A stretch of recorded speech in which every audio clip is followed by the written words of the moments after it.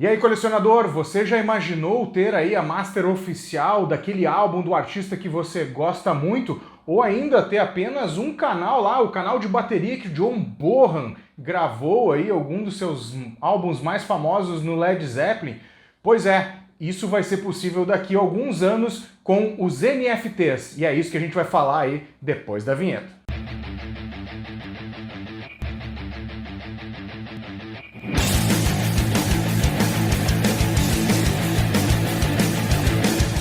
Salve Disconnectors, tudo numa boa? Marcelo Scherer na área, espero que esteja tudo bem com vocês. Antes de nós começarmos o papo aí, já vou fazer aquele jabá, né, cara? Entra lá na desconecta.com.br, a plataforma que conecta vendedores a colecionadores. Se você tem alguns discos parados em casa ou mesmo alguns álbuns repetidos, aí você pode cadastrar os seus discos por lá e vender dentro da plataforma. O mesmo vale para você, colecionador, que quer adquirir um item novo para aumentar aí a sua coleção. Entra lá, desconecta.com.br. Pois bem, se você não está fora do universo aí, viu as notícias dos últimos tempos, deve ter percebido que até o jogador de futebol Neymar entrou na onda dos NFTs e daqueles macaquinhos chamado Bored Apes Yacht Club, né? É uma série, são itens colecionáveis, né? Digitalmente. E isso só é possível graças a uma tecnologia chamada aí NFTs.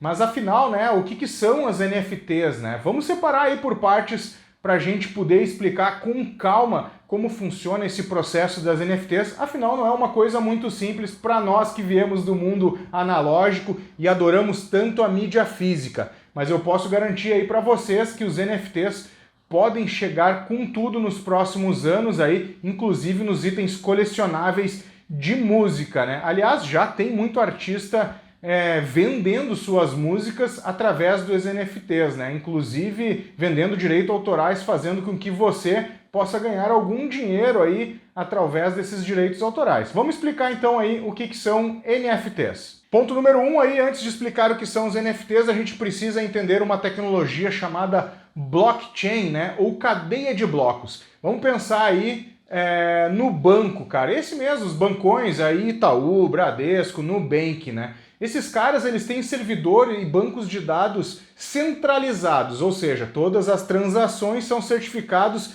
exclusivamente lá no banco e no servidor deles. O blockchain, ao contrário, ele é descentralizado, então seria como se tivessem servidores e bancos de dados espalhados por diversos computadores na internet. Obviamente, aí, se a gente pensar em Bitcoin, a moeda aí digital e as criptomoedas, a gente vai entender que essas moedas, elas não existe um banco central que dá um certificado sobre uma transação.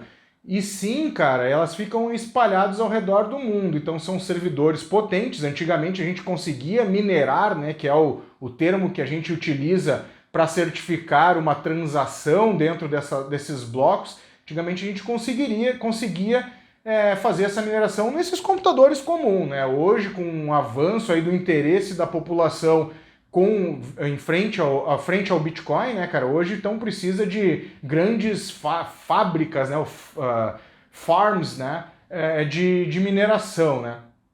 Então, assim, são espalhados, então várias cadeias aí espalhadas de servidores que registram a transação. Isso é o processo de blockchain, né? Trazendo para NFTs, né, a gente tem aí várias cadeias, blocos, onde fazem certificação de algum item digital. E é disso que a gente vai falar agora no ponto número 2, né? O que são NFTs. NFTs aí, o acrônimo para Non-Fungible Tokens, né? Pensam tokens aí naquelas moedas que a gente recebia quando entrava em alguma festa de quermesses, né? Para fazer o jogo da pescaria, ou aquelas festas juninas aí, onde a gente comprava, trocava por dinheiro, o nosso real, ou mesmo a moeda da época, pelas moedas, né? Então, nos parques de diversões a gente tem os tokens, as fichinhas, né? Isso são tokens, né? Já os não fungíveis, a gente pode ir atrás do dicionário para entender um pouco mais, né? Basicamente, itens fungíveis, né, ou bens fungíveis, são aqueles que têm o mesmo valor de troca, né? O mais comum aí é a questão das moedas. Se eu te dou uma nota de 10 reais, tu me dá duas de 5 ou uma de 10 também, a gente tem a mesma equivalência, né? Então eles são iguais, equivalem aos valores. Já os itens não fungíveis são, por exemplo, este apartamento que eu estou aqui, né? Por mais que eu consiga fazer uma troca, ele é único, né? Ele é exclusivo, só existe esse item, digamos assim, dentro de um prédio, né? Então isso dá uma noção específica do que são os não fungíveis. O outro exemplo aí, que é o super bem divulgado aí quando a gente fala em NFTs, é a questão da Mona Lisa, né? A Mona Lisa, aquele quadro pintado por Leonardo da Vinci, só existem uma Mona Lisa no mundo, né? Tá lá no Louvre, no museu na França, né? Então só aquilo lá. Por mais que eu replique e tenha essa obra replicada, por exemplo, digitalmente, ou mesmo tenha um quadro aqui em casa da Mona Lisa, o único que vale é realmente a Mona Lisa do Louvre, né? Isso porque ela foi pintada há muitos e muito tempo atrás e tem a mão do artista, né? E tem também as tintas específicas pintadas daquela época, a tela utilizada. Então tudo isso transforma a Mona Lisa em um item único, né? Não fungível. Eu não consigo trocar a Mona Lisa por um outro quadro. Quer dizer, até consigo, né? Mas ela não se equivale, né? Tem que haver aí um outro tipo de moeda de troca, ou realmente se os dois, né, o vendedor e o comprador, ou quem está executando a troca, entendam que elas vão ter, vão entrar num consenso de que elas vão ter. Mas fora isso, isso é um bem não fungível, né? Não existe outro igual no mundo. Bom, mas afinal chegamos aí ao ponto 3, né? A questão dos certificados, né? O que tudo isso tem a ver, a Mona Lisa, com as artes que o Neymar comprou, com a música e o colecionismo de música no formato físico? Bem, no formato físico não tem muita relação, mas a gente tem uma relação, por exemplo, vai que um artista da sua preferência aí, né, transforme o master original num arquivo digital e registre este arquivo num blockchain.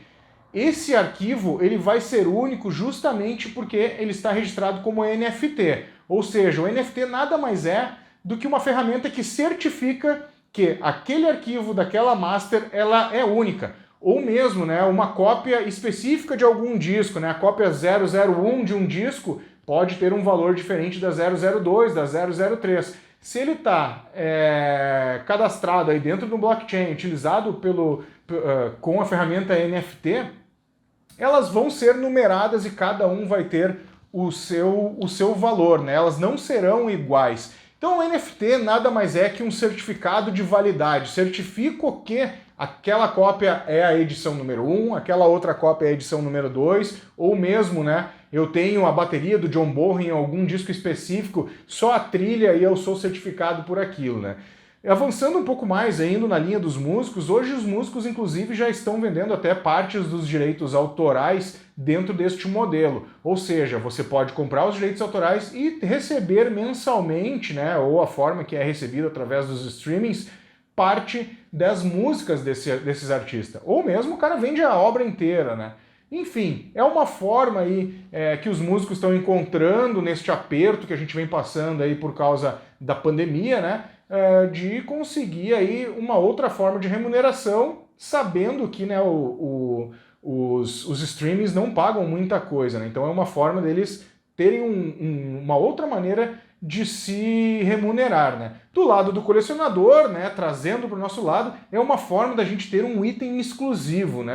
Que só a gente vai ter, não fungível, né? Imagina lá de novo, vamos bater na tecla aí da master do primeiro disco do Black Sabbath, digamos que os caras ponham à venda aí num formato digital e certificam que aquela cópia é a original, né? Ok, a gente vai conseguir ainda continuar ouvindo aí as cópias das cópias, digamos assim, né, dentro do Spotify, mas quem tem esse certificado, quem é dono, proprietário realmente de um item original, né, colecionável, e aí a gente conecta tudo, são o cara que fizer a oferta e conseguir adquirir este item, né? Então, transforma isso num arquivo digital, coloca numa blockchain, normalmente amarrados por smart contracts, né? Então, as blockchains hoje têm contratos amarrados, né? Inclusive, por exemplo, se eu comprei e adquiri e eu fizer uma outra venda, o músico ele pode dizer que ele tem um X porcentagem da próxima venda. Então ele vai continuar ganhando um percentual de venda, né? Então, quando você for comprar um NFT, né, que se popularizou muito por causa desses Bored Apes, né, que esses macaquinhos que estão muito em voga aí, você tem que se ligar, né, nessas questões contratuais, né? Tudo isso é amarrado digitalmente, então não tem papel mais, né? Acabou a parte física, né? Tudo isso é amarrado dentro da blockchain, que tem um certificado e que é espalhada essa transação por diversos blocos, né? Então dificilmente alguém consegue invadir e roubar esse certificado de você, né? Por isso que é importante a tecnologia blockchain por detrás das NFTs. Era isso então, Disconnector. Sei que não é um assunto muito palpável assim para nossa geração aí que está acostumado com mídias físicas, né, e o formato físico, né?